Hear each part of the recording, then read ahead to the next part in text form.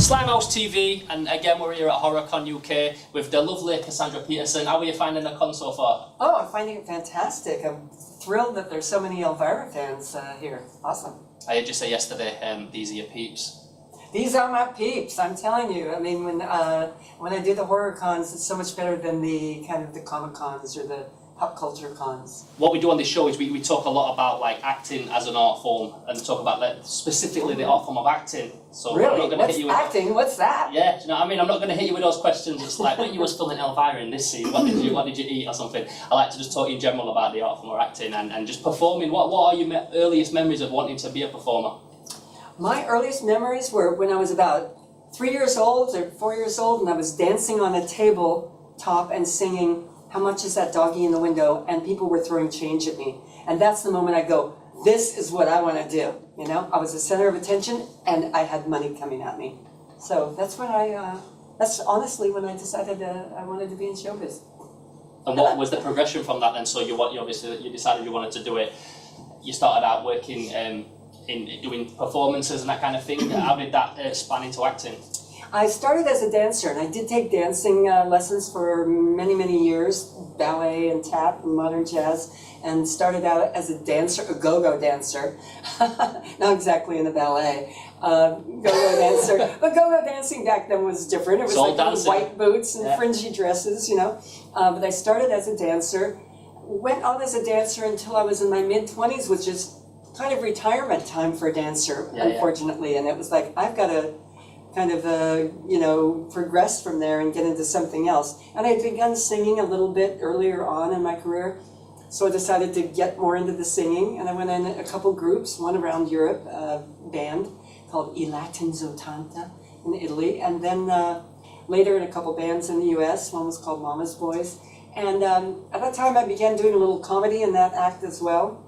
And later got to Hollywood and got in with a group called the Groundlings, which is a comedy improv group, very famous. Tons of people have come out of there, Pee Wee Herman and more recently Melissa McCarthy. Big names. So, big people. Oh yeah, the biggest people really have come out of the Groundlings. I think the biggest names in comedy, the Groundlings and Second City are probably the two most well known. And anyway, did that for 4.5 years, and that really, really got me into acting. But more, I never considered myself an actor. I considered myself a comedy improvisation person. And I went into improv because I can't remember lines, so it was perfect for me. Because you did a lot of stand-up and stuff as well, aren't you? I didn't do stand-up so much as the improv again. You know, it was like just trying to make it up as you go along. So when you start, I mean, you've done tons of work, tons of different acting roles, but Elvira is the one that you're most well known for, and she's like very reminiscent of a certain era. What do you think it is that still makes her so timeless, that you have all these fans fanning you, wanting selfies all day? What keeps Elvira so timeless? I don't know 100% for sure. One thing in the United States, and that doesn't really work over here so well, is that I'm so connected to Halloween in the U.S. They call me the Queen of Halloween, and I may go out of fashion, for a few months, but then boom, Halloween is back, and just like Santa Claus, I'm back at Christmas again. So every year when that rolls around, I got a whole new life. So here it is, 36 years or something, and the character's still going strong. Amazing. Like you said, 36 years you've been consistently doing Elvira, and you're always doing stuff. You're non-stop. You're still performing and doing shows. What do you think? What do you think how important is it for you to keep going and keep doing stuff and keep trundling on? Well, it's really important for me. I now my main source of income and everything is licensing and branding the character. So I have this stream of income that's kind of passive, but as long as I get the character out there and I appear on TV shows and live shows and radio, anything, podcasts, I, stay in people's brains, and it generates more for the licensing and all the video games and slot machines and everything else I do. Stay on the radar all the time. Yeah, sounds kind of crass, but that's how you make money, and I'm happy because as you get older, you get, in general, you get less work as an actor. So to keep the licensing and merchandising going, you gotta show up here and there so people remember your name. I saw you on Comic Book Men with Kevin Smith. I just wanted to ask you a little bit about how you I hooked had a with Kevin. blast. 'Cause I love Kevin. Yeah, I had a blast on Comic Book Men. We just had the best time. So yeah, I don't know. I watched the show, I was into it, and then the next thing I'm on it, and I had so much fun with all those guys. I still talk to them and text them and tweet them. They're fun. You've got your Coffin Table magazine out. I do, my coffin table book. Yeah, that was quite an undertaking. It was pictures from my entire career of however many millions of years it's been, and getting all those, having them printed, and getting them together in a book, going kind of from the early years until the present, was quite a job. And thankfully, I had great help with it from the publisher, Chad Colbang, and from other people around who helped me finally get that together, dragging all these old pictures out of my storage, unit, and getting them into a book format. So people seem to really like it. It's been going great.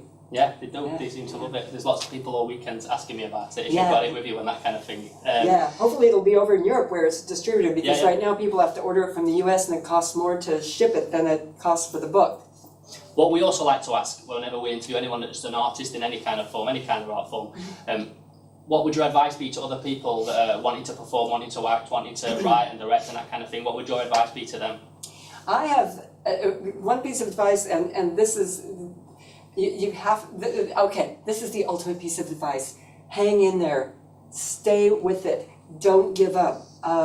What I saw in my career was I was doing it for years and years and years, still not making any money, still driving a crappy car, living in a yucky apartment, getting, really broke and not making, it's hard to make money in showbiz. It's great to do it and you have fun, but you also have to live, and pay your bills.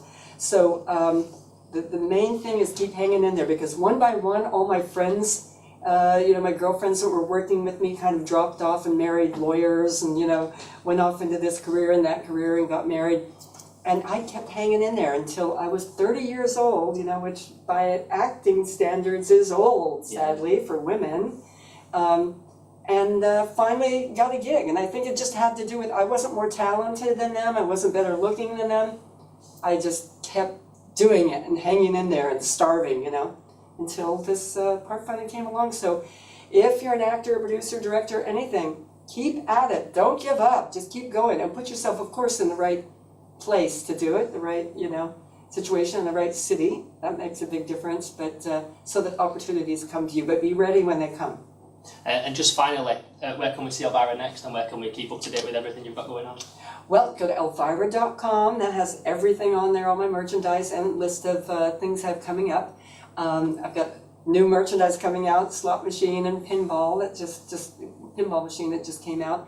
And right now I'm working on an animated series, television series, which we just wrote and the artist has drawn, and we're doing a pilot for it, and then we're going to be selling it. So could be a while. The animation takes forever, but I look hot in animation.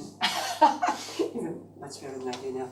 So I thought animation would be a good thing to get into, because that can go on and even while I'm not do that here. forever, yeah. Exactly. Well, it's been wicked to have you here. Thanks very much for taking a few moments just to have a talk with us. We love having you at HorrorCon, and we hope that you come back.